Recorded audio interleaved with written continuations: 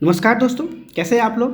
तो जैसा कि आप लोगों ने थंबनेल पे देखा होगा, यहाँ पर मैं आप लोगों के लिए जो है एक बहुत महत्वपूर्ण जो है कह सकते हैं कि न्यूज़ मैं लेकर आया हूँ। एक नहीं दो कह सकते हैं, क्योंकि यहाँ पर जैसे कि आप लोगों ने थंबनेल पे देखा होगा कि जेपीएससी के बारे में भी मैंने मेंशन किया है। तो आप लोग सोच रहे होंगे कि सर जेपीएससी के मेंस का तो एग्ज़ाम जो है वो कंडक्ट हो चुका है, उसका रिजल्ट भी है जो प्रकाशित हो चुका है।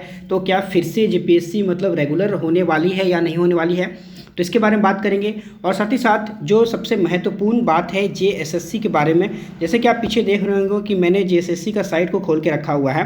तो अभी जो मेरा मेन फोकस है, अभी पहला जो टॉपिक है वो जेएसएससी के बारे में है। जेएसएससी में क्या है कि जेएसएससी सीजीएल का जो सबसे जो हॉट टॉपिक है कह सकते हैं, क्योंकि यहाँ पे जो काफ़ी लोग जो है वेट कर रहे हैं। काफ़ी बार जो है एग्ज़ाम कैलेंडर जारी किया जा चुका है और काफ़ी बार इस पे संशोधित भी किया गया है। तो यहाँ पे देखिए क्या है कि आप लोगों को पता ही होगा कि जो हमारा जो इस पे नियोजन नीति पे जिस पे नियोजन नीति पे ये आपका भर्ती प्रक्रिया चल रही है, उस पे क्या था कि हिंदी वगैरह जो है, हिंदी और इंग्लिश जो है आपका लैंग्वेज पेपर में, आपका रीजनल लैंग्वेज पेपर में नहीं है। यहाँ पे बहुत सारे जो कैंडिडेट हैं जो झारखंड में जनरल से बिलोंग करते हैं या हैं, वो क्या है कि जितने भी 12 जो आपका 12 जो लैंग्वेज पेपर लिखा गया है उसमें जो दिया गया है, उसमें से बहुत लोगों को क्या है कि उनमें से कोई भी पेपर का जो अच्छे तरह से उनको नहीं आता है। तो उनको एक डर है कि वो स्कोर नहीं कर सकते हैं, ये एक बात तो लाजमी भी है। तो इसीलिए वहाँ पर जो है इसी के लिए केस किया गया था। मैं आपको एक ओवरव्यू फिर से दे रहा हूँ कि आखिर क्या प्रॉब्लम है। तो इस पर जो है नियोजन नीति जो है आपका यहाँ पे केस किया गया था इसके खिलाफ। तो यहाँ पे जो है इसका सुनवाई जो है वो 20 जुलाई तक जो है आपका पेंडिंग है, मतलब 20 जुलाई का इसका फाइनल यहाँ पे सुनवाई होने वाली है। तो इसी वजह से जितना भी अभी आप वैकेंसी देख रहे हैं कि झारखंड में जितना भी वैकेंसी जो आया है, जिसका भी नोटिफिकेशन आया है, जिसका भी फॉर्म भरा जा चुका है, वो सारा का सारा डिले किया जा रहा है एक दो को छोड़ के। जैसे आप लोगों ने देखा होगा कि साइंटिफिक असिस्टेंट का था, और उसके बाद आपका जेई का देखिए आपका एग्ज़ाम जो है वो आपका नोटिफिकेशन जो निकल चुका है कि जेई का एग्ज़ाम जो है उसका लिया जाने वाला है। तो वहाँ पे बात करते हैं कि आखिर उन लोगों को क्यों दिया गया है और बाकी का जो है वो क्यों मतलब आपका पेंडिंग किया गया है। तो देखिए जैसे पहला बात है कि जो जेई का है वो जो है उसमें लैंग्वेज बेस्ड जो आपका जो मेरिट है वो नहीं दिया गया है, उसमें आपका ट्रेड बेस्ड मेरिट है।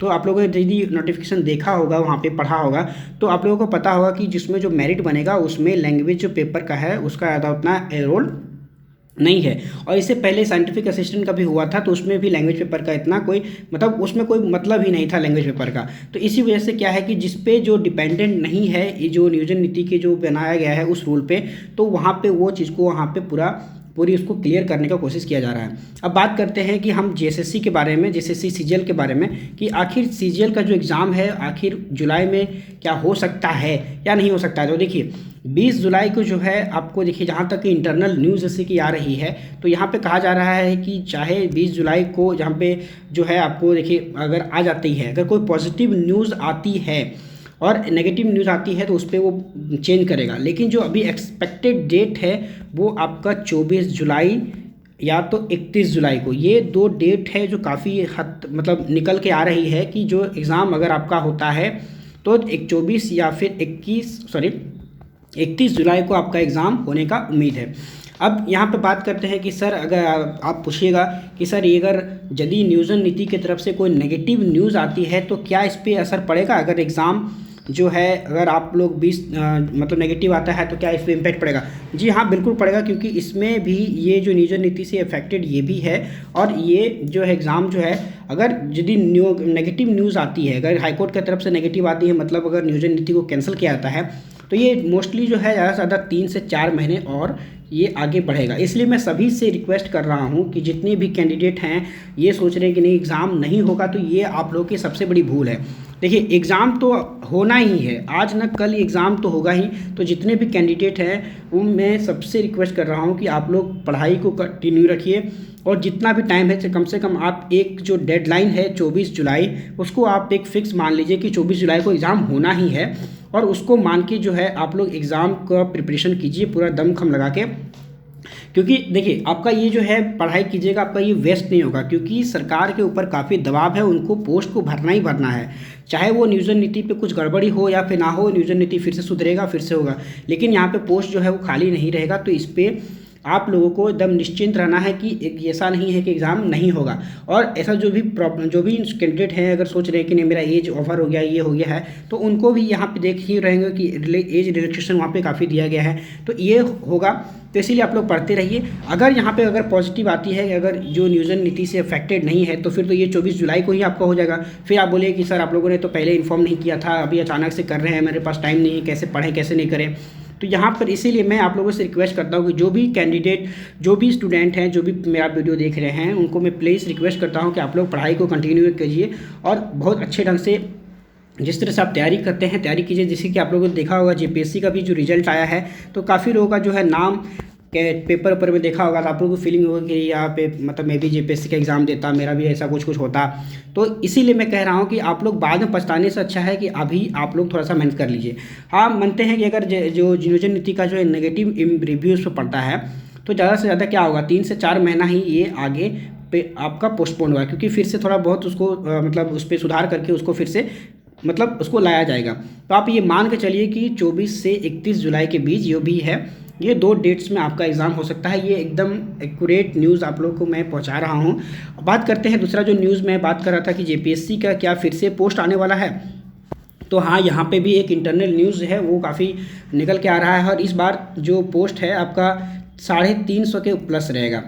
ठीक है, यहाँ पे तकरीबन 350 के आसपास रहेगा। जैसे 340 सीट जो है आसपास यहाँ पे जानकारी मिल रही है, तो 340 सीट जो है इस बार आप लोगों को देखने को मिलेगा। पिछली बार तो आपका 250 सीट के लगभग था, 252 के लगभग सीट था।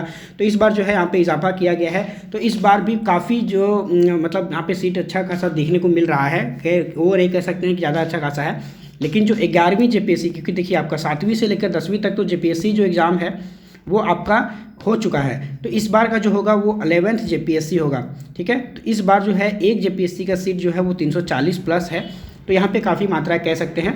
और जितने भी कैंडिडेट अगर ये सोचते हैं कि वो भविष्य में एसडीओ या एसडीएम वगैरह बने, तो उनके लिए एक बेटर यहाँ पे अपॉर्चुनिटी फिर से मिलने वाला है। और जो है आप लोगों को देखिए, जैसे कि मैं आपको एक अंदाज़ा बता दे रहा हूँ कि यहाँ पे आप लोगों को जून के लास्ट वीक तक, आपका जो है जून के लास्ट वीक तक आप लोगों को ये नोटिफिकेशन देखने को मिल सकता है। एकदम कंफर्म न्यूज़ है ये।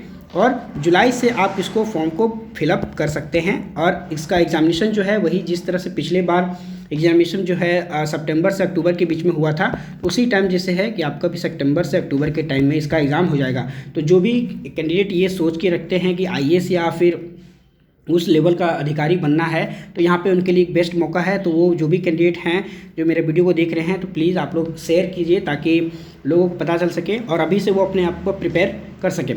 ठीक है, तो मेरे जो आज का जो न्यूज़ था वो यही था। और मैं आशा करता हूँ, एक्चुअली यहाँ पे एक पॉइंट और मैं मेंशन करना चाहता हूँ कि जैसे कि अभी जो अगर 20 मैंने आपको बोल रहा था कि 24 जुलाई को जो है एग्ज़ाम इसका सीजीएल का हो सकता है। तो उसके लिए क्या है कि अभी नया एग्ज़ाम कैलेंडर जो है उसको जारी जो है आप लोगों को, जो मतलब अगर 24 जुलाई तक एग्ज़ामिनेशन होता है तो आप लोगों को 2 से 4 दिन में आप लोगों को नया एग्ज़ाम कैलेंडर देखने को मिल जाएगा, जिसमें सारा कुछ का अपडेट होगा। एक्साइज के बारे में भी अपडेट आपको मिल जाएगा। और वहाँ पे 1-2 पोस्ट और भी जो है वो निकलने वाली है, वो जैसे कि स्पेशल ब्रांच का आपका जो है वो स्पेशल ब्रांच का भी आप लोगों को देखने को मिलेगा। आपका जो है पुलिस का है आपका, वो भी देखने को मिलेगा। तो यहाँ पे जो है नया एग्ज़ाम कैलेंडर है, उसमें भी सबको मेंशन दिया जाएगा कि कब उसका नोटिफिकेशन आने वाला है और कब एग्जामिनेशन होगा। तो जो भी कैंडिडेट हैं पहली बार इस चैनल पे आए हैं, तो प्लीज़ मैं आपसे रिक्वेस्ट करता हूँ कि आप लोग सबसे पहले तो पढ़ाई शुरू कर दीजिए। और दूसरी बात, अगर आप इस चैनल पर नए हैं, पहली बार आए हैं, तो सब्सक्राइब कीजिए ताकि जो भी इंपॉर्टेंट अपडेट्स होता है वो आपको सही समय पे मिले। और साथ ही साथ जो भी स्टडी मटेरियल का ज़रूरत पड़ता है वो भी आप लोगों को यहाँ से उपलब्ध मतलब उसका फ़ायदा उठा सकें। तो इस वीडियो में हम लोग इतने ही रखते हैं, और जो जानकारी होगी मैं आप लोगों तक पहुँचा दूँगा। तो मिलते हैं नई वीडियो में, तब तक के लिए best of luck, thank you.